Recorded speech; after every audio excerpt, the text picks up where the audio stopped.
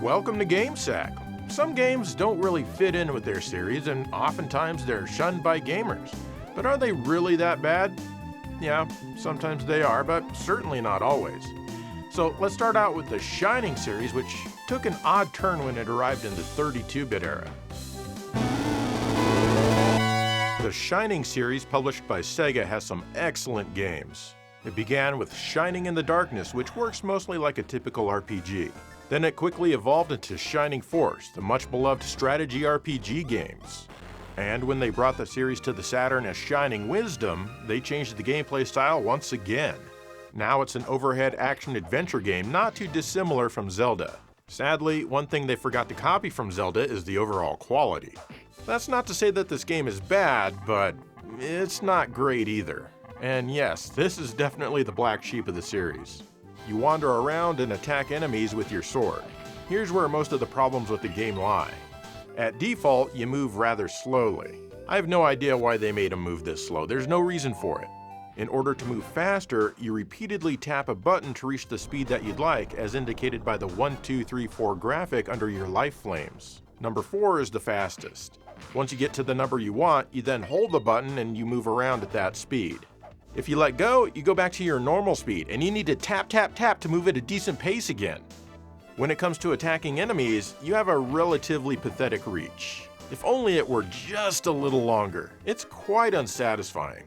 Exacerbating this is that you very distinctly hold your sword in your right hand, and you need to take this into consideration when attacking. The game seems designed for a standard 3-button Genesis controller. You often have to unequip something to equip something else to use it, and then set everything back once you're done. Did they forget that the stock Saturn controller has 5 extra buttons that they're not even using during gameplay? Still, there is some fun to be had here. The various caves and dungeons have some diabolical puzzles for you to figure out in order to make your way through.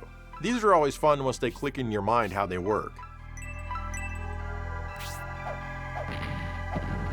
The story is okay. A girl has been kidnapped, and you need to rescue her.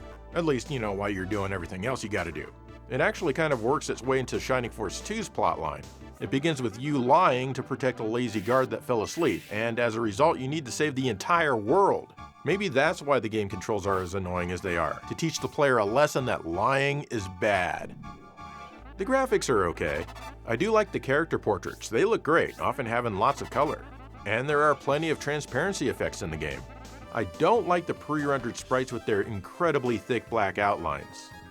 The music has its moments where it can be fairly good, and it's all done by the internal Saturn hardware. This game doesn't stream any music from the disc, it's all in RAM.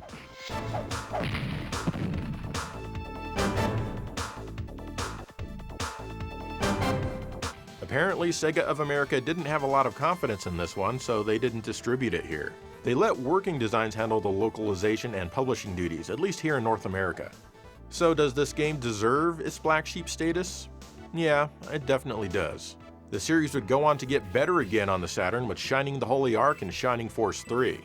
As far as I'm concerned, the series ended after those games.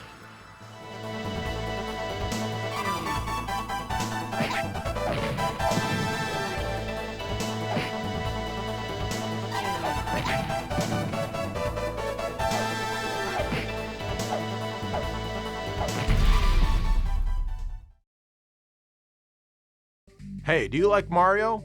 Cool, so do I. But instead of him, let's talk about his rival, Sonic the Hedgehog. Sega started the Sonic the Hedgehog franchise with a boom. It was insanely popular and helped elevate Sega into a legitimate contender in the console wars. After the 16-bit generation, though, Sega could really never figure out what to do with Sonic. They tried lots of stuff. They had some hits and probably even more misses. But the game that really doesn't fit in with the series is Sonic Boom Rise of Lyric, which was released exclusively on the Wii U. Sega tried to take Sonic in a new direction with a new animated show, comic books, and games all called Sonic Boom. The characters now all have exciting personality trademarks, like Sonic wearing a handkerchief around his neck. Be my guest. Knuckles is now big, dumb, and all taped up for some reason. You also have Tails, of course. He wears goggles and some straps. Lastly, there's Amy, who's the only one of the bunch actually fully clothed. As far as villains, you got Robotnik/Eggman, Metal Sonic, who seems to be unchanged since the Sega CD game, and even Shadow is here. You go through the game with the main 4 characters, and you take turns controlling each. You can switch between them at will using the D-pad. Sometimes the game forces you to only use 1 or 2 of the 4 characters.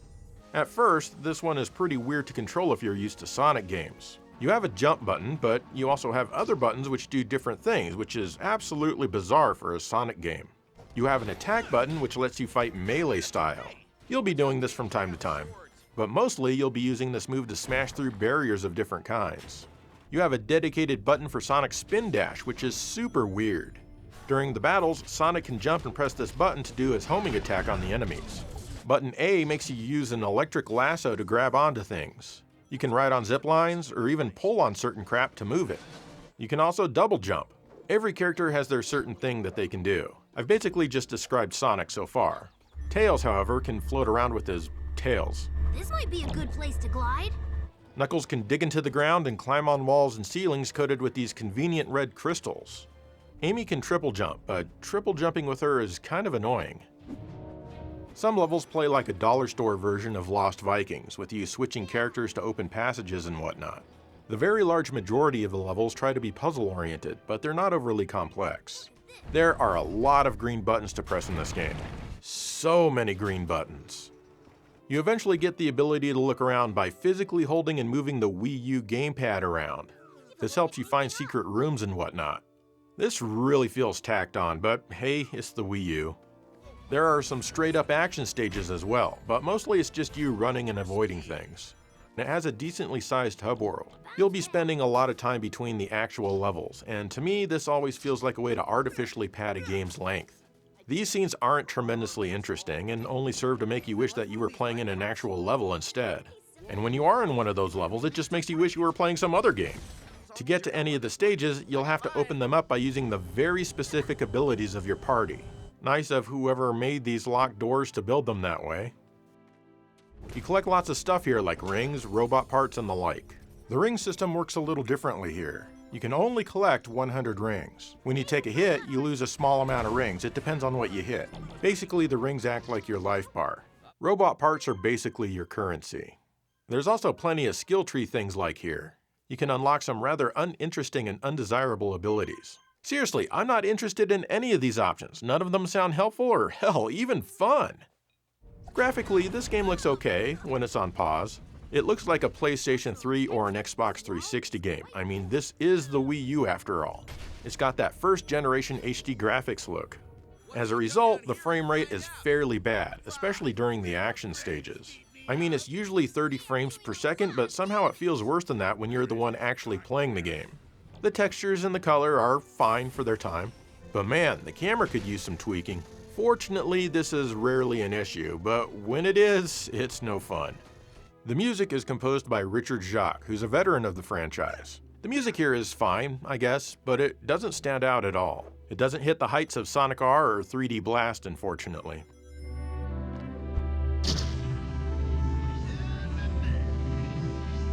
One of the more annoying aspects of this one is how nobody ever shuts the hell up. This calls for a spin dash.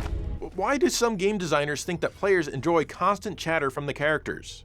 You gotta press this button. It doesn't add to the fun, especially when they say the same idiotic things over and over and over again. This calls for a spin dash. Sega didn't let reviewers play this one before it was released, so they didn't have much confidence in it. That right there tells you a lot of what you need to know about this one. I guess I kind of do give Sega and developer Big Red Button kudos for trying something different, since the regular Sonic formula wasn't giving people much worth celebrating. In my personal opinion, I think that Sonic should have just stayed on the Genesis. Can never grab too many rings. And I'm awesome. Nice job!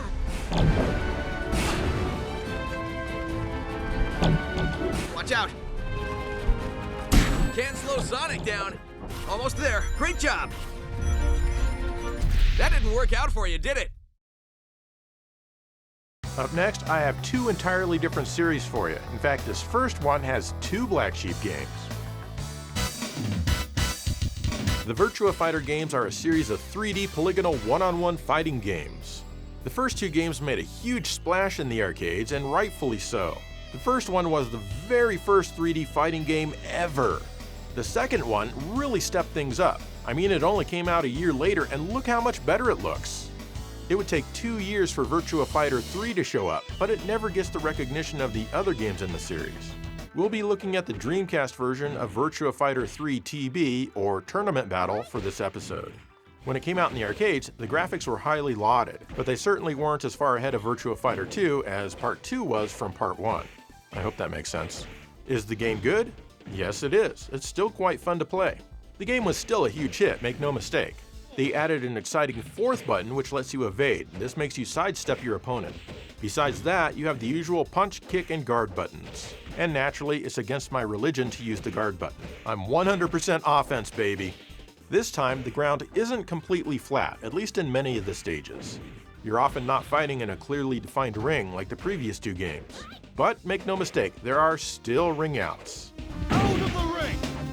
We get two new characters, AOI, or however you're supposed to pronounce that, and E Honda. Neither is tremendously exciting. The Dreamcast version here was handed off to Genki to port over. They did an okay job, but you can tell it was a rushed port. All of the bitmapped graphics and text look rather garbled. Gross. Some of the text even disappears off of the bottom of the screen. This isn't an overscan issue, I'm showing you every pixel that the game puts out. There are absolutely no frills in this version at all, as they didn't have time to add any for the Dreamcast launch. You'd think that maybe they would have buttoned this up a bit for the US release, but nope. You do get the team battle mode where you choose 3 characters and fight against 3 others in any given match. It works just like a King of Fighters game, but it feels very tacked on in comparison. The music fits in very well with the first 2 games, and it's some good stuff.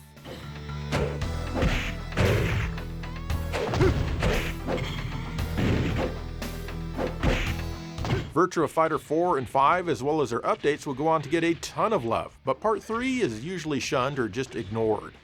Once it was released at home on the Dreamcast, it had to compete with Soul Calibur, and come on, it just can't. It's not a bad game at all, so don't let it scare you. It's absolutely worth playing. It's just too bad that this Dreamcast port here was as good as we ever got it at home. Well, at least for now.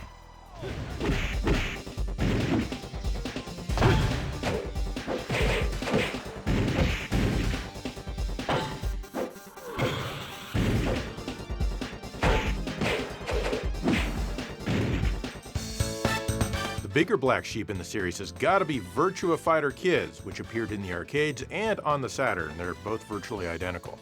Like, why does this even exist?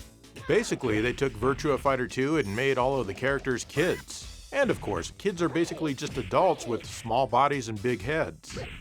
The gameplay's pretty much just like Virtua Fighter 2, except now that it feels like your reach is incredibly short. They have added a few things here and there, such as a quick triple replay if you do some impressive hit. The stages are the same from Virtua Fighter 2, but they've been redrawn with brighter colors because, hey, these are kids. I've got to admit, the graphics do look pretty good. The music has also been rearranged to be a little bit more whimsical. And of course, the speech from the adult game has been sped up here because this is just how kids talk. This would have been better as a hidden mode in Virtua Fighter 2 that you would have tried once or twice, and not a whole game unto itself. It's certainly not a horribly plain game or anything, it's just incredibly unnecessary. 1, 2, ready, go!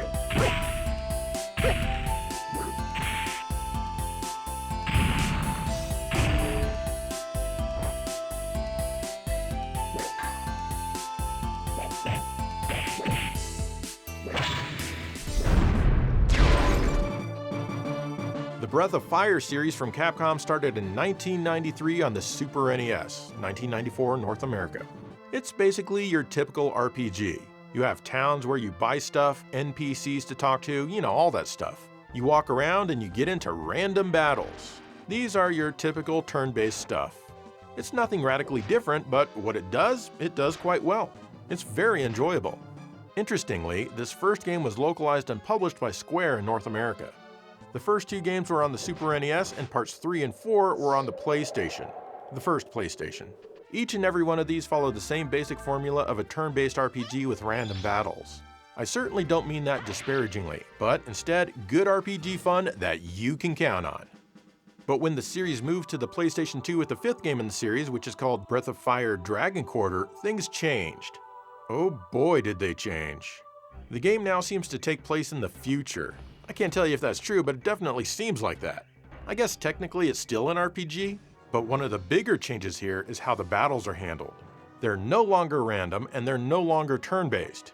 Well, okay, they're actually turn-based, but now they play more like a tactical RPG than any of the previous games. You need to physically move around and make sure you're within attacking distance of the enemy. Then, you cycle through a few different attacks depending on how much AP you have left after moving around.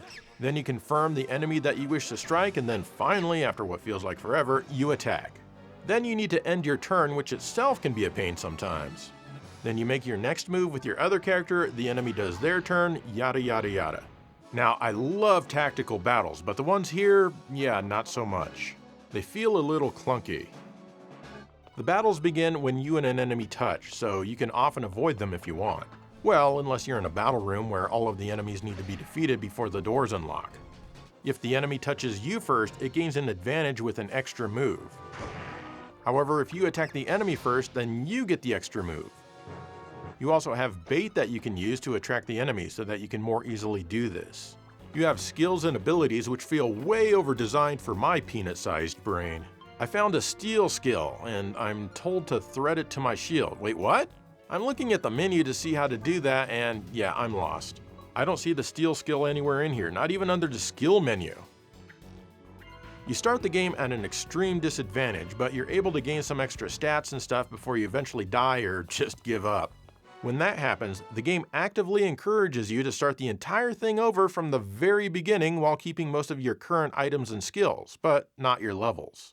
It wants you to do this a lot to power up your D ratio. You need a good D ratio to unlock certain parts of the game.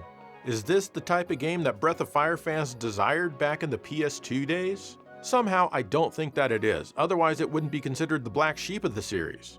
Another fun thing, and by fun I mean not that fun, are the save tokens. Indeed, you need a token to be able to save your game. If you don't have one, well then you can go straight to hell. You find them occasionally, but not often. This is way worse than anything Working Designs did to Lunar 2 on the Sega CD, and people complain about that.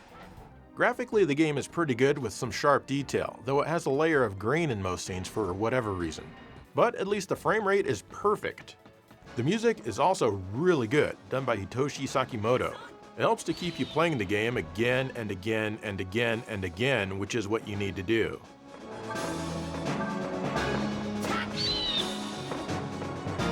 I'm sure that the gameplay mechanics here are loved by fans of roguelikes. They don't click with me though, and that's perfectly fine. In fact, I'm surprised that the levels and whatnot aren't procedurally generated.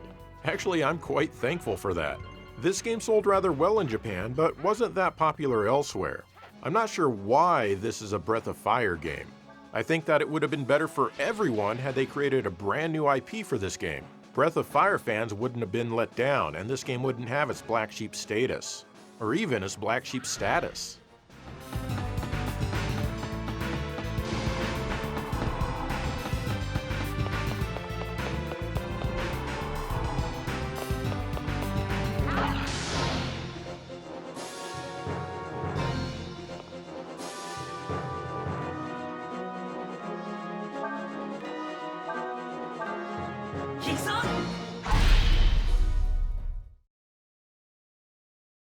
Alright, I've got two more series to show you in this episode, and this first one is one of my favorite series of all time. Yeah. Castlevania is an amazing series. It started out in the 8-bit era and it went all the way up to the ultimate form of gaming. Pachinko machines and the like. Konami is truly wonderful. Now, I could mention Castlevania 2 in this episode, as for the longest time, it was much maligned. It was definitely a black sheep game for a decade or two. But I think for quite some time now, gamers have grown to respect and appreciate it more. And maybe that's because in 1999, the Castlevania series got a brand new black sheep with the introduction of Castlevania. People call this one Castlevania 64, even though that's not the actual name of the game. That's fine. And yeah, it's for the Nintendo 64. As such, it's the first 3D game in the series, and series that are predominantly known for their 2D excellence often have a difficult time transitioning to 3D. There's a good reason that this one was berated by fans. Mainly that's because Castlevania had just released some of the best games ever made in the series prior to this one, with Super Castlevania 4 on the Super NES, Rondo of Blood on the PC Engine CD, Castlevania Bloodlines on the Genesis, and most recently, Castlevania Symphony of the Night on the PlayStation. These games all set an extremely high bar. Trying to hit that bar and transition to 3D all at the same time? Yeah, I don't envy anyone on the team who worked on this game. It definitely did not meet expectations, but I do think that at least some people are starting to come around on the game these days. Don't get me wrong, that doesn't mean that this is a fantastic title. The game does take a bit to get used to. You need to press a button to collect items, unlike most games where you just need to touch them. It's a very odd choice by the designers. Also, you don't even get to play as a Belmont. I thought only Belmonts could kill Dracula, but hey, I guess anyone can. Perhaps they thought they were making the story more interesting, I'm not sure. You have 3 awkward camera views to choose from, but in this generation of games, the camera was almost always an issue. The so-called action view is the least crappy view here. It's still tough to do any kind of precise platforming, and I'm surprised that they kept areas like this in the game. Still, even with the frustration, there's just something about it that makes me want to keep trying. Just be sure to save every single chance you get. At least it doesn't cost you. Usually, action is at the forefront in Castlevania games, but here it shares the stage with flipping switches to solve minor puzzles to open up a route. Or route. And when there is action, it feels rather slow compared to your run-of-the-mill Castlevania game. There's a day and night cycle here, and you'll need to keep that in mind as some characters that you need to deal with only show up in one cycle or the other. The audio is good and the music is nice, but often there isn't any music.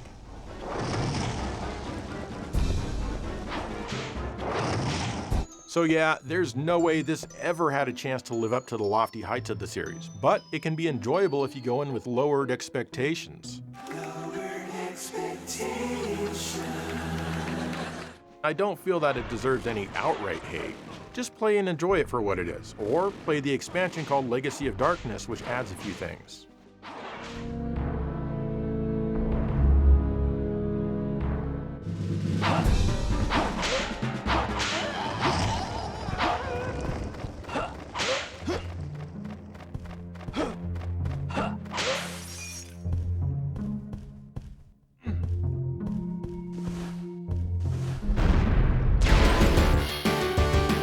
Street Fighter is an amazing one-on-one fighting game series consisting of a ton of fantastic games. It has my preferred method of fighting game controls, holding back to block and the way you do your special moves and all that kind of stuff.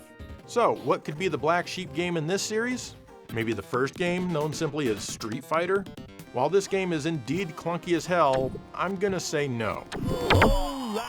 It's the first in the series, so it's no surprise that it's a little rough compared to the refined later entries. This series actually has 2 black sheep games, the first of which is Street Fighter 2010 The Final Fight on the NES. This was released before Street Fighter 2 arrived in the arcades. You play as Ken, yes, that Ken. It's been 25 years since you were a Street Fighter champion, so by the game's timeline, that means Ken won the Street Fighter tournament back in 1985. Oh well, none of that matters. What does matter is that by 2010, you're so old and worn out that you need bionic parts to be effective at anything, so you're a cyborg now. Anyone remember the cyborg craze back in 2010? In reality, this game on the NES takes place around the same time as Street Fighter 4, and Ken's just fine in that, not even a cyborg or anything. So, I have no idea what's going on with this game. As Ken, you can toss a ton of fireballs, I guess that's what they are. You can also toss a foot fireball by pressing down and attack. You go into rooms, I guess you can call them rooms, with an opponent, and you need to smash objects to collect power-ups, all while avoiding the opponent, who of course has no life bar and other things that are floating around. And check this out, if you can beat them before they beat you, you win. And this is way harder than you think, even right from the get-go. You then go on to fight someone else. The controls here are incredibly stiff. You can shoot up, but you can't do this while jumping. Eventually, you'll get to an auto-scrolling stage where you need to work your way to the end. If you can do that, then you fight the boss of the level. Hope you powered yourself up on your way here, you're gonna need it. Some stages you need to collect gems or whatever to fill up your open gauge. Once that's full, the exit appears. Just be sure to get there before the time runs out or you die. Overall, this game plays nothing like any Street Fighter game or any Final Fight game. You probably won't be enjoying this one, and I have no clue what their intention was when designing this one. The graphics are pretty good, and the music certainly doesn't disappoint. This has never been included in any Street Fighter compilation or collection, and it's easy to see why. It deserves the hate. Having said that, I still do think it should be included in a compilation.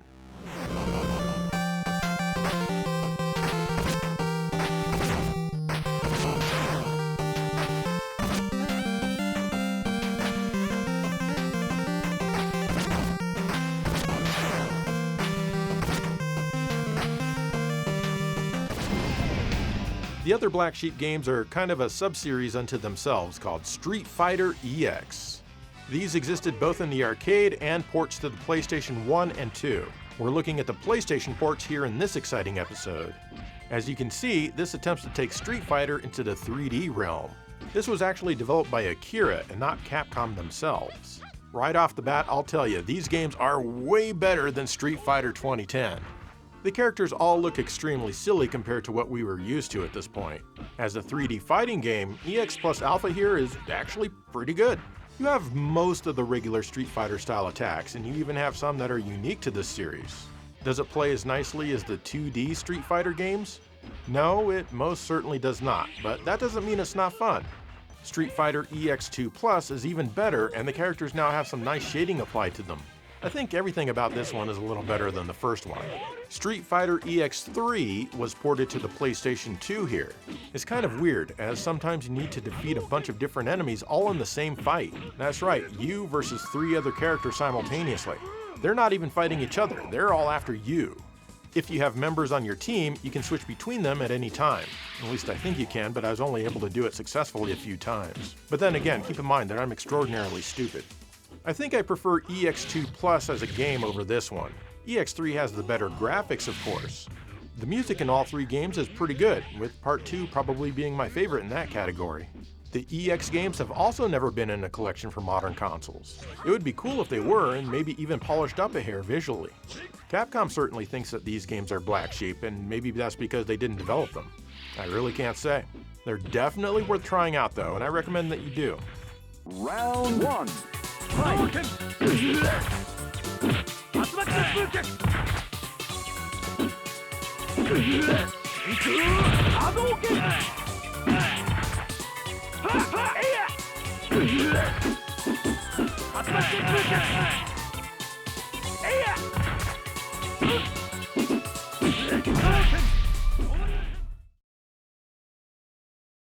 And there you go, some Black Sheep games. But how about you? What did you think of these games? And do you have any examples of Black Sheep games in other series? Let me know. Let me know right now. I dare you.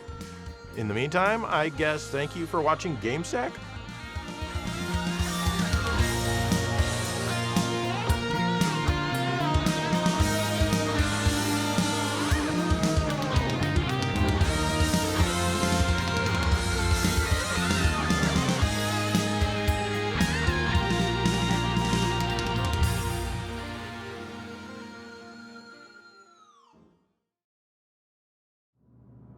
Hey there. Do you have a YouTube show but your audio is absolute garbage? Maybe you do have an entertaining show, but nobody wants to hear you sound like someone talking inside of a huge cavernous place, like your mom's vagina.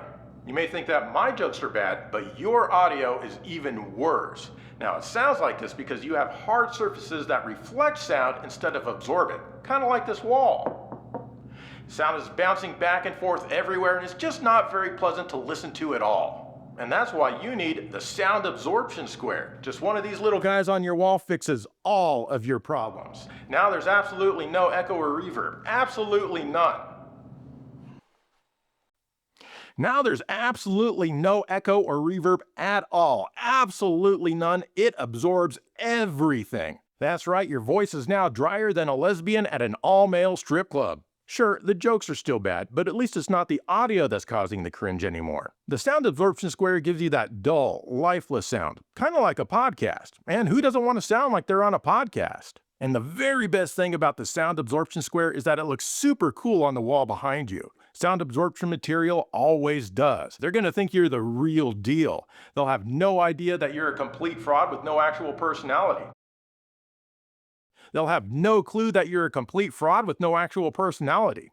So be sure to pick up a sound absorption square today, because without it, you're just not worth listening to.